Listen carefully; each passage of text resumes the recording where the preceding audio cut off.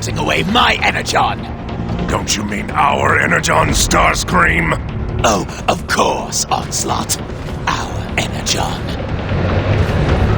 That idiot's shockwave allowed the Autobots to steal every last drop. Luckily, I have devised a plan to steal it back. You mean we? Very well, Onslaught. You explain the plan. Combaticons, listen up! We need to divert the transport off the main road and into a sky ambush led by Starscream. We will accomplish this by destroying the bridge in this sector. Swindle, I want you to patrol the area to deal with any Autobot scouts who would give us away. You bet. Blast off, Vortex! You'll need to clear a shortcut through this canyon to the bridge. Sounds simple enough. Brawl will follow in a dropship and blast the supports to bring the bridge down. I like blasted stuff. Once the transport changes course, we will join Starscream's ambush and reclaim what's ours. Remember, we have limited time and Energon to pull this off. Make it happen. Yes, make it happen, Combaticons. Well, I'm inspired. Let's hit it, Vortex. After you, blast off.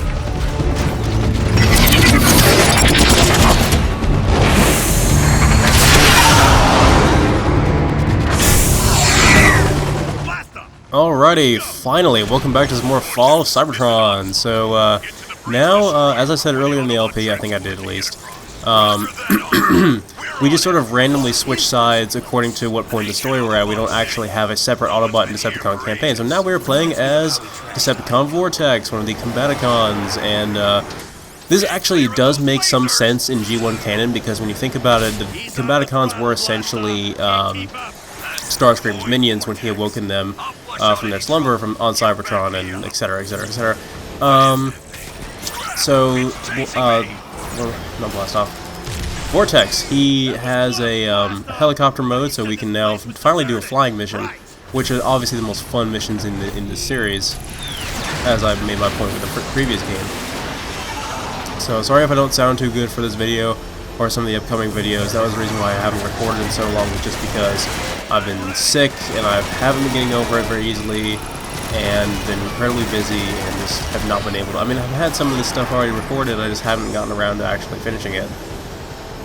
But yeah, this is an incredibly fun sequence here, and you can, if you don't have the game, you can always go download the demo just to play this sequence, because this and the first level are the 2 demo levels.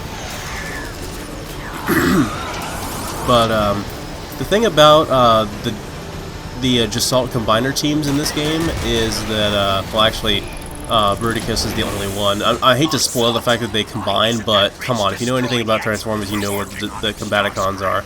But the thing about it is both Brawl and Onslaught were already designed in the previous game, which means they had to basically come up with Bruticus's design based on those designs they already had. Because they couldn't, redesign. I mean, Onslaught was just a multiplayer skin, but they couldn't redesign him to make him look like the giant long flatbed trailer he was in Generation 1. Anyway, Vortex has the shockwave ability, and it is ridiculously powerful in this game. One thing about the shockwave ability in the previous games, it seems like it just went all over the place, like in every direction, but Vortex clearly is designed to go forward. And as you can see, it is very powerful, so... Anyway, as far as his robot mode goes, we just have some pretty basic weapons here that I've already taken the liberty of acquiring. And this encounter here is basically, you can handle it pretty much any way you want to, because you don't have to follow the path. You can just, turn into a freaking helicopter and fly away if you want to, which is one of the best things about this level. And one coughing fit later, the commentary resumes. Yeah, that's going to be having a lot in this video, probably. Anyway, I'm going to throw at you guys some real Transformers nerdiness here, because as I've already established, you guys, I'm a huge Transformers fan, and get a lot of the old school Transformers in-jokes and stuff like that. But the thing about the Generation 1 toy for the... oh, before I get too carried away here, the... Vortex's alt mode actually has 2 weapons, and the secondary weapon is this bomb thing that is ridiculously powerful, and 2 shots of it should be able to blow up that turret on hard. Anyway, the Generation 1 toy for Bruticus was repainted twice into this hideous like multi-color color scheme that is like all these bright colors that just look vile all combined with each other. Where the original one, you know, had these pretty relatively bland colors that blended really well. And so for the Fall of Cybertron versions of the Combaticon toys, the San Diego Comic-Con versions are the accurate in-game colors, and then the reprints or repaints, whatever, are the hideous colors from the Generation 1 repaints. And it's just like, lol, I think that's hilarious. Just because they do it once, shame on us. They do it twice, shame on them. Anyway, there is a lot of guys down here, and we don't really have to do a whole lot here because we have the helicopter mode. We don't have to worry about them being behind cover. We don't have to worry about dodging their attacks. We don't really have to worry about much at all. But and much like playing as the Seekers in or the Scientist characters in the previous game, we can just sort of fly in and drop our Shockwave and just scatter everything around. Well, it seems like, like I said, in this game, the Shockwave is more concentrated on doing damage than it is just knocking the enemies back. But then again, I haven't played much of the multiplayer in this game yet, so I don't know how it is used in multiplayer, if it is like a heavy damage attack, or if it does more of a knockback thing in multiplayer, because I can't imagine it'll be broken enough to instantly kill someone in front of it in multiplayer. Or if it's even in multiplayer, but we'll see. Still, you gotta love that sound effect. Those guys are pretty tricky, because they're two shotgun guys that are coming right at you in a narrow corridor. Combaticon Vortex identified. But, let's see, what do I want for this next encounter? I think I know what I want.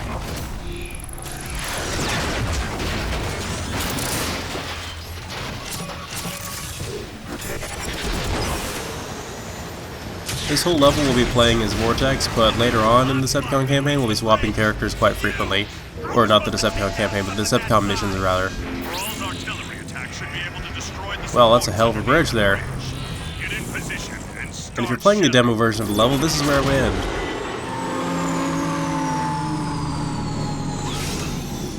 Alright, Brawl, do your thing. We're in position! Brawl, get your main guns online. Guns are online. What kind of artillery cannon thing is that? That's not your alt mode from the previous game. I would know, I played as you in the first level during the LP. What the? Onslaught! Nothing happened! Whatever, he has an artillery cannon mode. We'll go with it. Anyway, since the previous level, when I decided the game has finally introduced the Nucleon Charge Rifle, I can now finally use it, so we can have some celebrity action. Now, also, as we get to these later parts in the game, we actually do have to fight Marauders. So, but luckily with, I keep wanting to say the other Combaticon names, but Vortex's alt mode weapon, the Moleculon Bomb, it deals enough damage to where they shouldn't need that much to worry about. You still won't be able to like one-shot them or anything, but it's powerful enough to have some kind of countermeasure against the Marauders. The problem with the Marauders is being in air doesn't really protect you all that much from them, because their projectiles explode in midair and the splash damage still hits you, so you can't really dodge them by trying to get the shots to go past you. But honestly, the best strategy here is just to pick off the other infantry with the sniper rifle. I almost wanted to say null right there, but that's not what it's called in this game. And then go after the Marauder when you don't have anything else trying to hit you. But the game gets harder from there. Like, I'm glad the game finally starts to show enough balls to bring in these tough enemies and have you just fight them however you want to, instead of being like, oh look, a tough enemy, oh they scripted event killed it, so you didn't actually get to fight it. That being said, there are no, what are those things called? The giant tank destroyer things from the previous game. They're not in this game. And, there's the larger enemies are totally redesigned in this game. There's no brutes or anything like that, and there's, like I said, no destroyers. So we just have this thing and then one other thing we'll demonstrate later when it's actually introduced. Yeah, this thing's going to take quite a beating despite how overpowered our sub-weapon is here. That and the Chaos Rift Combustor are pretty good against those things. So at any point during this encounter, you can just DTFO using his helicopter mode, and then go down here to the Telecarrier 1 to get a different weapon if you want, or restock on your ammo for your alt mode weapon.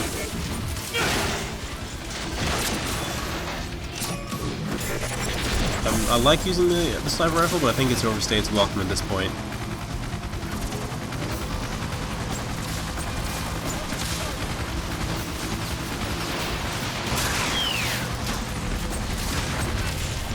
Yeah, these projectiles have a bit of a decaying trajectory there. There we go.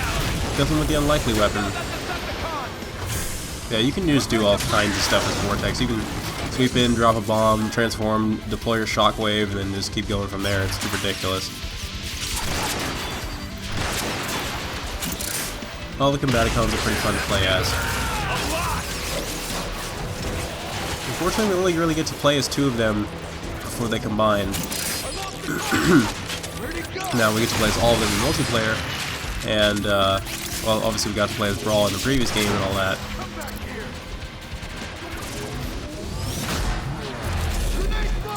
First I kind of thought it was odd that they added Brawl into the first game. I thought they were sort of pandering to the movie crowd too much by adding Brawl and Barricade. So I still don't know where Barricade comes from. I'm pretty much convinced that Barricade is not a Generation 1 character at all. And he's only in that first level. You never see him again for the rest of the game in the War for Cybertron. So, but Brawl, the fact that they added the Combaticons means they can keep one of the characters from the previous game and still have a really fun gimmick there.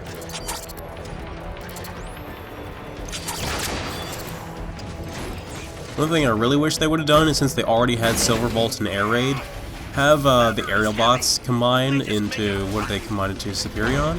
I think? I don't even remember the name of it. I think it's Superion. I'm trying to remember all the combiner teams and what they actually, the Jussalts are called. I want to say, the game also has Scatter Shot, which I think forms Computron? I don't know. I could be totally talking out of my ass here. I need to research this stuff before I start talking. Keep clear, Vortex. One broken bridge coming up. Alright, bro, light it up. Okay, thanks. Structural integrity compromised. Shifting balance for additional. Awfully smart for a bridge. The bridge is still holding. I'll hit that second support. Let's get this thing done. I am so out of here.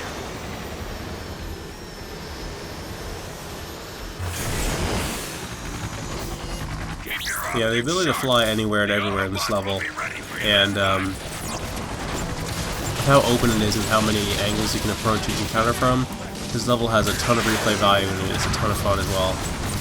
And another coughing fit. I should have done this when recording Vanquish, because there was one point when recording Vanquish where I was having coughing fits, and I should have paused the commentary every time I had one so I didn't have to break my conversation.